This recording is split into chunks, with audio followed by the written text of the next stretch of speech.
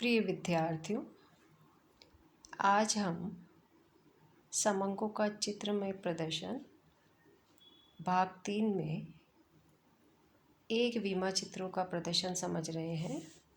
इससे पिछली क्लास में हमने सरल रेखा चित्र, सरल दंड चित्र को समझा था और उसके साथ साथ में बहुगुणी दंड चित्र भी समझे थे। आज हम इस अध्याय में अंतर्विभक्त दंड चित्र, प्रतिशत दंड चित्र और अन्य दंड चित्रों में द्विदिशा दंड चित्रों को समझेंगे। सबसे पहले अब हम समझ रहे हैं अंतर्विभक्त दंड चित्र, सब डिवाइडेड बार डायग्राम। जब समंकों के जोड़ तथा उनके विभिन्न विभागों का प्रदर्शन करना हो तो अंतर्विभक्त दंड चित्रों का प्रयोग किया जाता है। इन्हें संघटक दंड चित्र भी कहते हैं।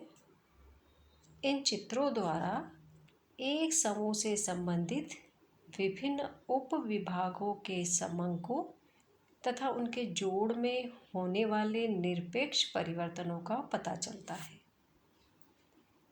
जैसे विभिन्न संकायों में विद्यार्थियों की संख्या के साथ साथ उनकी कुल संख्या में होने वाले निरपेक्ष परिवर्तनों को प्रदर्शित करना हो तो अंतर्विभक्त दंड चित्र बनाए जाएंगे। हम इस टेबल में देख रहे हैं। पहले हम उचित मापदंड पर कुल संख्या के बराबर दंड चित्र बनाएंगे। फिर प्रत्येक चित्र को संकाय के अनुसार विभागों में इस प्रकार बांट दिया जाएगा कि पहले विभाग के बाद दूसरा विभाग आरंभ हो। सबसे पहले हम यहाँ पर वर्ष 2005 और 6 का जो कुल संख्या है विद्यार्थियों की 1350, उसका बार खड़ा करेंगे और फिर उसमें विभिन्न फैकल्टी के जो स्टूडेंट्स हैं उनको हम रेखा के द्वारा काटते हुए विभाग कर देंगे। उसके बाद में 2006 और 7 का बार बनाएंगे, उसमें भी उसी तरह से करेंगे और 2007 और 8 में भी हम 1600 का बार खड़ा करेंगे और उसमें उसके उपविभाग बना लिए जाएंगे। हम अब इसमें देख रहे हैं, डायग्राम में चित्र में देख रहे हैं। सबसे पहले स्केल ले रहे हैं हम 1 सेंटीमीटर इक्वल टू 200 स्टूडेंट्स हमने लिए हैं। 2005 और 6 में कुल विद्यार्थी हमारे पास 1350 है, तो 1350 का हमने ये बार बना दिया है। तीनों बारों की चौड़ाई हमें बराबर रखनी है। अब इसमें सबसे पहले जो है वो कला संकाय है। कला संकाय में 600 हमारे पास स्टूडेंट है, तो 600 स्टूडेंट हमने उस पर लाइन लगाकर उसको काट दिया। उसके बाद में विज्ञान के हमारे पास में 400 स्टूडेंट है, तो 400 600 प्लस 400 करेंगे तो हम 1000 पर उसकी लाइन लगाएंगे, उसको उस तरह से डिवाइड करेंगे। उसके बाद वाणिज्य संकाय है, वाणिज्य संकाय के 200 है, तो 1000 प्लस 200 करते हुए 1200 पर हम लाइन लगाएंगे। उसके बाद में स्वतः ही लॉ के स्टूडेंट बच जाएंगे 150, यानी कि 1200 प्लस 150 करेंगे तो 1350 आ जाएंगे। इस प्रकार से हम एक कुल जो संख्या थी विद्यार्थियों की उसका एक बार बनाया और उसमें अलग अलग संकाय के विद्यार्थियों को हमने बांटा। इसी प्रकार से 2006 और 7 में हम देख रहे हैं कला संकाय के विद्यार्थी हमारे पास में 550 है, तो 550 पे लाइन लगा के हमने उसको डिवाइड कर दिया। उसके बाद में विज्ञान हमने उसमें जोड़ दिया है 550 प्लस 500, तो 1150 पर हमने लगाया। इसी प्रकार 200 को 250 को जोड़ते हुए हमने ऊपर लाइन लगाई है और जो बाकी जो बचे हैं वो 200 है। इस प्रकार से हमने भी इस बार का निर्माण किया है और उसके अंदर उसके उपविभाग बना दिए गए हैं। 2007 और 8 में कला संकाय के 500 पर हमने लाइन लगाई है। उसके बाद विज्ञान 600, तो 500 प्लस 600 हमने किया तो हमारे पास में 1100 हो गया। और उसके बाद में 1100 प्लस 250 करते हुए हमने ऊपर लाइन लगाई है और उसके बाद में जो बचा है वो 250 है। इस प्रकार से ये पूरा 1600 का कुल संख्या को रिप्रेजेंट करने वाला बार बना है। उसमें इन लाइनों के माध्यम से हमने इन विभिन्न संकाय के विद्यार्थियों का प्रदर्शन किया है। उसके बाद में हमने इंडेक्स दे दिया है। आर्ट्स के लिए सभी बार के अंदर जो इंडेक्स है वो खाली है। उसके बाद साइंस में खड़ी रेखाएं हैं, कॉमर्स चौकोर खाने हैं और लॉ में हमारे पास में तिरछी लाइनें हैं। अब हम प्रतिशत अंतर विभक्त दंड चित्र, परसेंटेज सब डिवाइडेड बार्स, एक तथ्य के विभिन्न विभागों से संबंधित समंकों में होने वाले सापेक्ष परिवर्तनों की आपस में तुलना करने के लिए प्रतिशत आधार पर अंतर्विभक्त चित्र बनाए जाते हैं। इन्हें बनाने के लिए पहले जोड़ को 100 मानकर सभी विभागों को प्रतिशत के रूप में बदल लिया जाता है। फिर संचयी प्रतिशत निकाल लिया जाता है। इसके बाद उचित मापदंड जैसे 1 सेंटीमीटर इक्वल टू 10% के अनुसार 100% के बराबर ऊंचाई के सरल दंड चित्र बनाकर उनमें आधार रेखा से संचयी प्रतिशतों के बराबर विभाग काट लिए जाते हैं। विभिन्न विभागों को अलग अलग चिन्हों द्वारा प्रदर्शित कर दिया जाता है।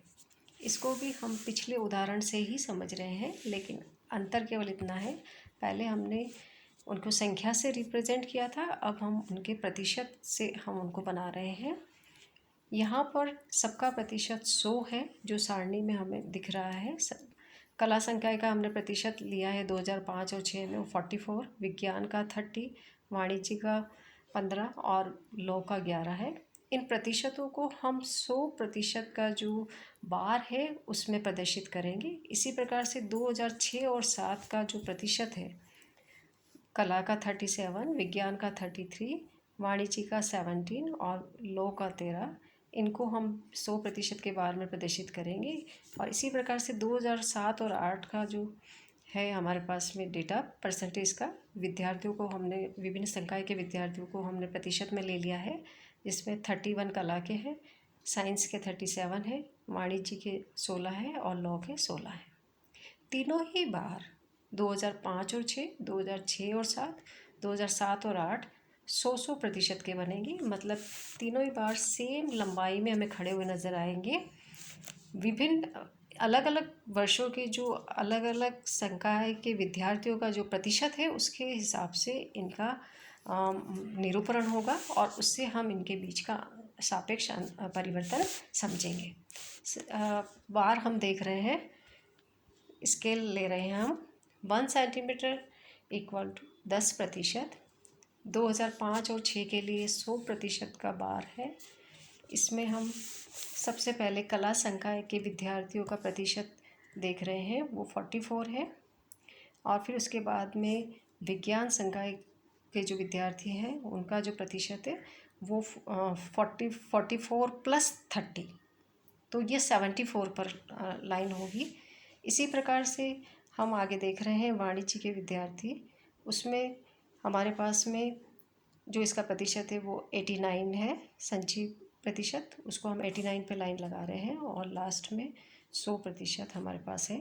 तो इस तरह से हम इसको हमने बेस लाइन से इसको कट किया है और विभिन्न विभागों का प्रदर्शन हमने प्रतिशत में किया है।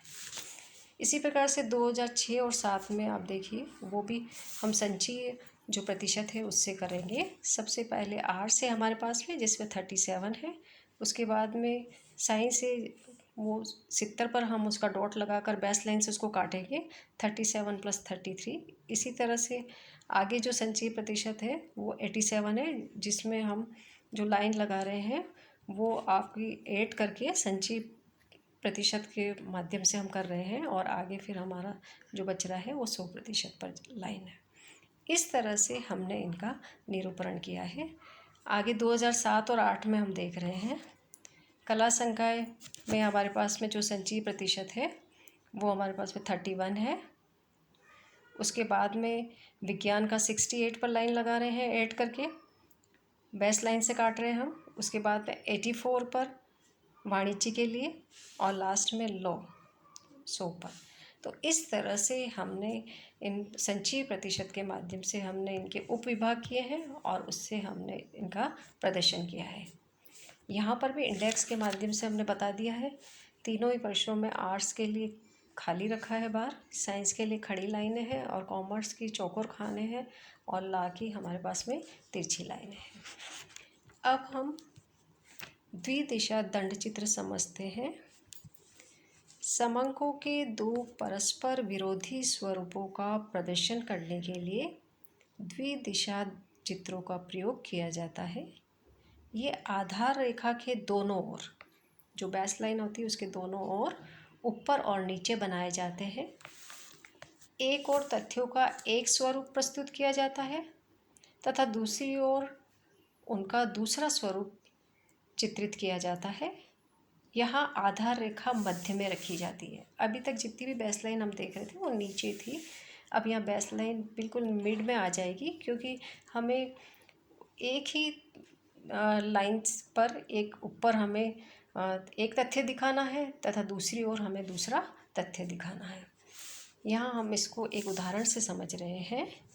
उदाहरण में हमने यहाँ पर एक सूती वस्त्र कारखाना है, उसका लाभ करोड़ रुपए में दिया गया है। वर्ष हमारे पास दे रखे हैं 2003 से 2007 तक, जिसमें कुल शुद्ध लाभ दिखाया गया है, व्यय दिखाया गया और सकल लाभ दिखाया गया है। हम शुद्ध लाभ बेस लाइन के ऊपर की ओर बताएंगे और व्यय बेस लाइन के नीचे की ओर बताएंगे। इस तरह से जो पूरा बार होएगा वो सकल लाभ को रिप्रेजेंट करेगा। बेस लाइन से ऊपर वाला भाग शुद्ध लाभ को बताएगा और बेस लाइन से नीचे वाला भाग हमारा व्यय को बताएगा। इसी प्रकार से हम 2004 के लिए भी करेंगे। शुद्ध लाभ को बेस लाइन से ऊपर बताएंगे और व्यय को उसके नीचे बताएंगे, और पूरा जो बार बनेगा बेस लाइन के ऊपर और नीचे वो पूरा का पूरा सकल लाभ को बताएगा। अब हम इसकी शेप को समझते हैं। सबसे पहले 2003 में बेस लाइन देखिए मिड में आ गई है ना। यहाँ पर ऊपर की ओर तो लाभ बताया गया है और बेस लाइन के नीचे की ओर हमने व्यय को बताया है। हम लाभ को देख रहे हैं। पहले लाभ और व्यय हम साथ साथ देखेंगे। पहले लाभ देखिए आप, 2003 में 5 करोड़ है तो 5 करोड़ ये ऊपर लाइन ले गए। एक निश्चित दूरी पर हमें बार खड़ा करते हुए हमें नीचे जोड़ते हुए बेस लाइन तक लाना है। फिर इसके बाद में इसका एक्सपेंडिचर नीचे देखिए 3, तो हमने ये 3 कर दिया। इस तरह से पूरा बार जुड़ गया। बस बेस लाइन इनको सेपरेट करिए। ऊपर वाला तथ्य शुद्ध लाभ को बता रहा है और नीचे वाला तथ्य व्यय को बता रहा है। इसी तरह से 2004 में हमारे पास में शुद्ध लाभ 5 है, ऊपर हमने 5 किया और फिर व्यय हमारे पास में 5 है, तो नीचे जो स्केल है हमारा उसको हम लेकर आए 5 करोड़ रुपए, उसको ये किया और ये पूरा का पूरा 10 इसका सकल वो बता रहा है। बेस लाइन से हमें पता चल रहा है ऊपर प्रॉफिट वाला पार्ट है और नीचे व्यय वाला पार्ट है।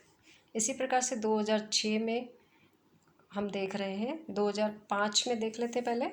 2005 में हमारे पास में शुद्ध लाभ 4 है, 4 पर डॉट लगाया इस तरह से, और 2005 में दो नीचे हमारे पास में 5 करोड़ है तो 5 करोड़ हो गया। 2006 में शुद्ध लाभ हमारे पास में 5 करोड़ है तो ऊपर 5 करोड़ पर और नीचे व्यय हमारे पास में 2 करोड़ है तो ये 2 करोड़ बिल्कुल जोड़ते हुए, और फिर 2007 में शुद्ध लाभ हमारे पास में 3 करोड़ है और उधर 4 है। इस प्रकार से सकल लाभ का प्रॉफिट हमें नज़र आ रहा है। पूरा का पूरा डायग्राम से हम समझ पा रहे हैं कि ऊपर शुद्ध लाभ बताया गया है और बेस लाइन के नीचे व्यय बताया गया है। इस प्रकार से हमने एक बीमा चित्र का प्रदर्शन किस प्रकार से किया जाता है उसको अच्छी प्रकार से समझा है। छात्राएं इसकी प्रैक्टिस करें और चित्र बनाने की प्रयास करें। धन्यवाद।